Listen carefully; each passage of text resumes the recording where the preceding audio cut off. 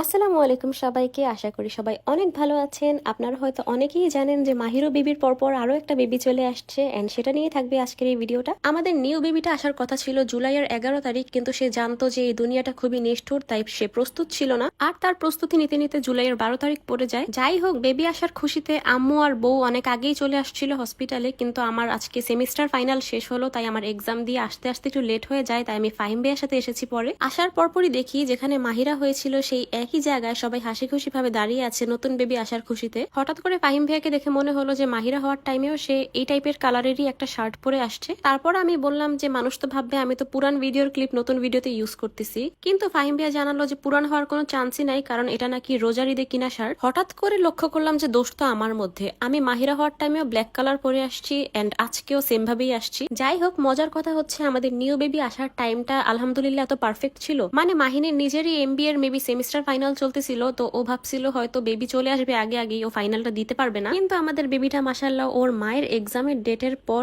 Even ওর নিজেরই দুনিয়াতে আসার ডেটের একদিন পরে আসছে, যাতে ওর খালামনির এক্সামও পার হয়। আর এই তো অনেক অপেক্ষার পর আলহামদুলিল্লাহ দেখলাম যে আমাদের একটা ছেলে বাবু চলে আসছে, আর ওর নাম দেওয়া হয়েছে ইজহান চৌধুরী আহিল। আর এই যে new mom in town Mahin Chowdhury. যাই হোক, আমার স্টোরিতে নিউ বেবির নাম শুনে অনেকেই জিজ্ঞেস করেছিলেন যে আপু ওর নামের সাইডে চৌধুরী কেন, ওর তো ওর বাবার টাইটেল হওয়ার কথা ছিল। এটার মেন রিজন হচ্ছে কোইন্সিডেন্টলি আমাদের ফ্যামিলিতে যত মেয়ের বিয়ে হয়েছে সবারই অন্য কোনো একটা চৌধুরী ফ্যামিলিতেই বিয়ে হয়েছে। আমার দাদাও আমার সবগুলো ফুপিকে চৌধুরী ফ্যামিলিতে বিয়ে দিয়েছে, ইভেন আমার সবগুলো ফুফাতো বোনেরও বিয়ে হয়েছে চৌধুরী ফ্যামিলিতে। তো ওই সূত্রে আর কি সব বাবুদের নামের শেষে চৌধুরী টাইটেল চলে আসে। তো বাবুকে 5 মিনিট দেখিয়ে আবার ভিতরে নিয়ে যায়। আমরা ভাবলাম যে এই ফাঁকে আমরা সবার জন্য মিষ্টি নিয়ে আসি, মানে আমি আর বউ। আর মিষ্টিগুলো নিয়ে এসে দেখলাম যে সবাই ক্যাবিনে বসে আছে।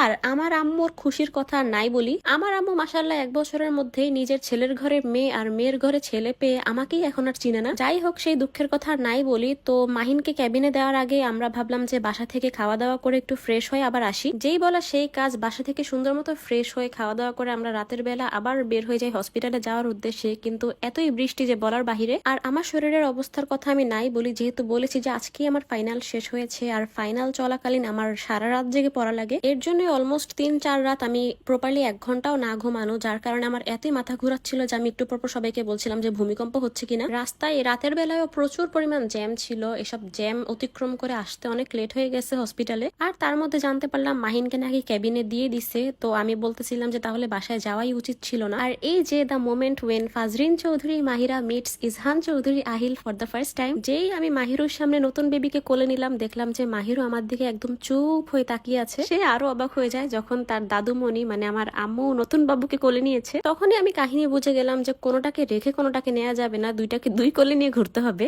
সো আজকের ভিডিওটা এই পর্যন্তই। দেখে সবাই মাশাআল্লাহ বলবেন আর আমাদের 2টা বাবুর জন্যই দোয়া করবেন। আল্লাহ হাফেজ।